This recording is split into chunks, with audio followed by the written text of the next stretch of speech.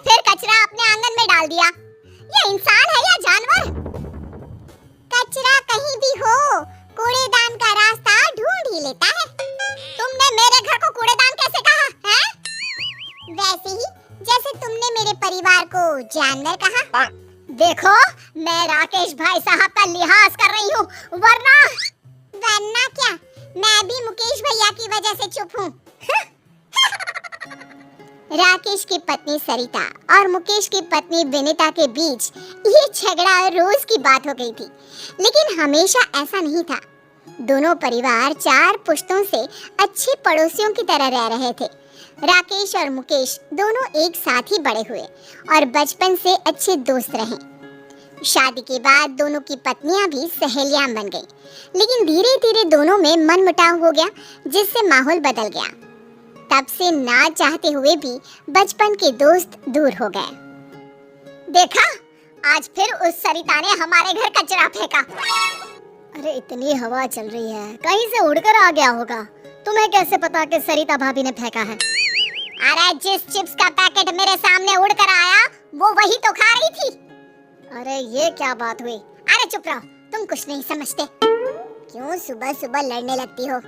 तुमने देखा नहीं शुरू किसने किया था? कुछ भी बोलेगी तो क्या मैं चुपचाप सुन लूंगी? अरे नहीं, तुम तो बस सुनाती हो। क्या कहा तुमने? नहीं, कुछ नहीं, सब समझती हूँ मैं। देखना तुम, किसी दिन ना मैं। अरे अब बस भी करो ना भगवान, तुमसे तो बात करना ही बेकार है। एक तरफ दोनों पड़ोसनों को एक दूसरे से नफरत थी, वहीं दूसरी तरफ अपने पापा की तरह रोहित और ईशा भी अच्छे दोस्त थे। दोनों कॉलेज में साथ पढ़ते थे। सॉरी, आज मम्मी ने सुबह सुबह झगड़ा किया। अरे तुम क्यों सॉरी कह रही हो? ये तो रोज का है। कभी विनीता आंटी लड़ाई शुरू करती है तो कभी मम्मी, और फंस हम गए।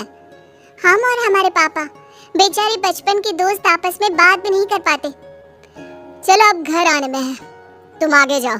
अगर मम्मी या आंटी ने हमें साथ देख लिया ना तो हमारा कॉलेज जाना भी बंद हो जाएगा। सही कहा। चलो बाय, कल यहीं मिलते हैं। Okay bye. रोहित और ईशा की तरह मुकेश और राकेश भी छुप कर मिलते थे। सुबह छत पर दोनों मिलकर अपने दुख बांट लेते थे। कैसे हो भाई? बस ठीक ही हूँ, तुम सुनाओ, ऑफिस में सब ठीक? ऑफिस में तो सब ठीक है, बस घर में सब ठीक हो जाए। इन दोनों का झगड़ा तो रोज की बात हो गई है। तेरी हिम्मत कैसे हुई मेरे बेटे को आवारा कहने की? मुझे मिसेस शर्मा ने सब बता दिया, शर्म नहीं आती? अरे शर्म तो तुझे आनी चाहिए। मेरे पति की नौकरी के बारे में तूने कैसे कहा? वैसे तो मुकेश भाई साहब करती है, और पीठ पीछे ऐसी सोच। अरे उल्टा चोर कोतवाल को डांटे, खुद की चोरी पकड़ी गई तो मुझ पर इल्जाम लगा रही है। ये सब सुनकर मुकेश और राकेश छत से नीचे भागे। रोहित और ईशा भी बाहर आ गए। आज के बाद मेरी और मेरे घर वालों की बात भी की ना तो मुझसे बुरा कोई नहीं होगा। अरे तुझसे बुरा तो कोई है भी नहीं, और मुझे क्या पड़ी है तेरे घर वालों से? भाड़ में जाए मेरी बला से। दोनों गुस्से से आग बबूला होती अपने अपने घर चली जाती है और बचा हुआ गुस्सा घर वालों पर निकालने लगती है। तुम्हें क्या हो जाता है बार बार? अरे होगा तो अब कान खोल के सुन लो। आज के बाद अगर गलती से भी राकेश भाई साहब से बात करते दिखे ना तो तुम्हारी खैर नहीं। लेकिन माँ, अरे तू चुप कर, तुझे भी वो रोहित से बात करने की कोई जरूरत नहीं है। याद रखना, मुझसे बुरा कोई नहीं होगा। देख लिया तुमने अपनी भाभी के तेवर? आज से सारे रिश्ते खत्म। अब अगर छत पर तुमने मुकेश भैया से बात की तो। अरे तुम्हें कैसे पता कि हम छत पर मिलते हैं? तुमने क्या मुझे बेवकूफ समझा है? अगर तुमने मुकेश भैया से बात की तो मैं मायके चली जाऊंगी। अरे क्या माँ, जरा सी बात में। तू भी सुन ले हीरो, अगर कॉलेज में ईशा के साथ बात की तो अपनी माँ को भूल जाना। सरिता और विनीता के रोज रोज के झगड़ों को खत्म करने के लिए रोहित और ईशा ने प्लान बनाया और चुपके से राकेश और मुकेश को कॉलेज के कैंटीन में मिलने बुलाया। अरे बच्चों, हमें यहाँ क्यों बुलाया?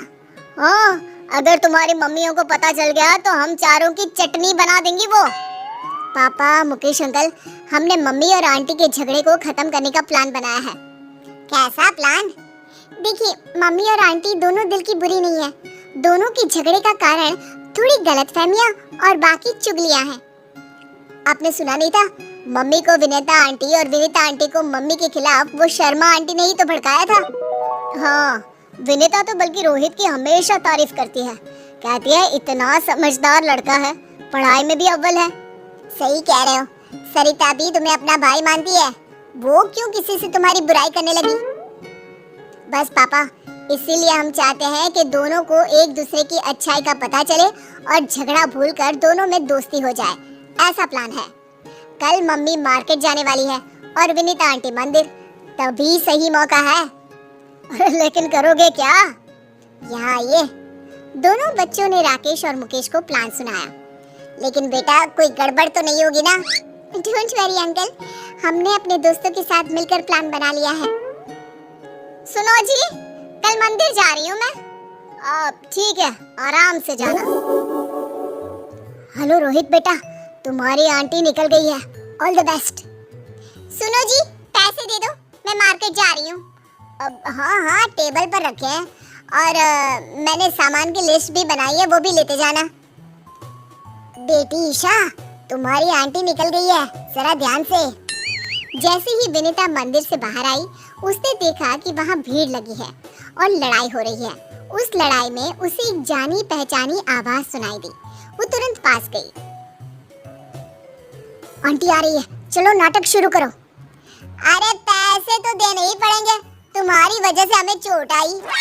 देखो, एक तो तुम रॉन्ग साइड आ रहे थे, ऊपर से एक बाइक पर 3 सवार, स्पीड तुम्हारी ज्यादा थी और इल्जाम मुझ पर। गलती किसी की भी हो, पैसे तू ही देगा, और ना दूं तो आज मार मार के तेरी हड्डियां तोड़ देंगे और तेरी ये बाइक भी। देखो, मैं पुलिस को बुलाऊंगा। तीनों लड़के रोहित के साथ धक्का मुक्की करने लगते हैं। ये देखकर विनीता बीच झगड़े में कूद पड़ी। बंद करो ये, तुम्हारी हिम्मत कैसे हुई इसे हाथ लगाने की? मैडम, आप बीच में मत आओ, इसकी वजह से हमारी गाड़ी टूट गई, अब हम इसको तोड़ेंगे। मैं इसे अच्छे से जानती हूँ, ये कभी गलती नहीं करता। गलती तुम्हारी होगी, अब भागो यहाँ से वरना पुलिस को मैं बुलाती हूँ। नहीं, पुलिस नहीं, अरे भागो यहाँ से। थैंक यू आंटी, आपने बचा लिया। अरे बेटा, तू मेरे बेटे जैसा ही तो है, तुझे चोट तो नहीं आई ना? नहीं, मैं ठीक हूँ, आप जो वक्त पर आ गई। अरे बस भी कर, चलो मैं आपको घर ले चलता हूँ। अच्छा ठीक है बेटा, लेकिन अपनी माँ को मत बताना कि मैंने तेरी मदद की। सरिता एक दुकान में सामान खरीदकर वापस जा रही थी, तभी उसी की आवाज आई। छोड़ो मुझे, हाथ मत लगाओ। अरे ऐसे कैसे छोड़ दे? बचाओ, बचाओ। सरिता ने देखा कि ईशा को कुछ गुंडे छेड़ रहे हैं। आंटी ने देख लिया। हाँ, तो एक्टिंग शुरू करो। आज अकेली मिली है, अब बच के कहाँ जाएगी? ये सब देखकर सरिता ईशा को बचाने के लिए दौड़ी और अपनी चप्पल निकालकर उन्हें पीटने लगी। अरे कम बख्तो, रुको जरा, बताती हूँ तुमको। ये ले। अरे बाप रे, भागो यहाँ से। अरे रुको, अभी तुम्हारी अकल ठिकाने लगाती हूँ। भागते कहाँ हो? रुको। जाने दीजिए आंटी, वो भाग गए। थैंक यू, आपने मुझे बचा लिया। अरे मेरी बच्ची, तुम ठीक तो हो? मैं ठीक हूँ आंटी, आप जो आ गई। वो तो भाग गए, वरना मेरी फूल सी बच्ची को छेड़ने वालों की तो टांगे तोड़ देती मैं।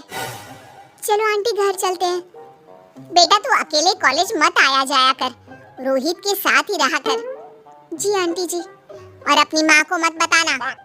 सब कुछ प्लान के मुताबिक चल रहा था और प्लान के हिसाब से सरिता और ईशा, रोहित और विनीता एक साथ घर पहुंचे। राकेश और मुकेश भी बाहर ही खड़े थे। अरे रोहित, तुम इसके साथ? ईशा, तू इसके साथ कहाँ से आ गई?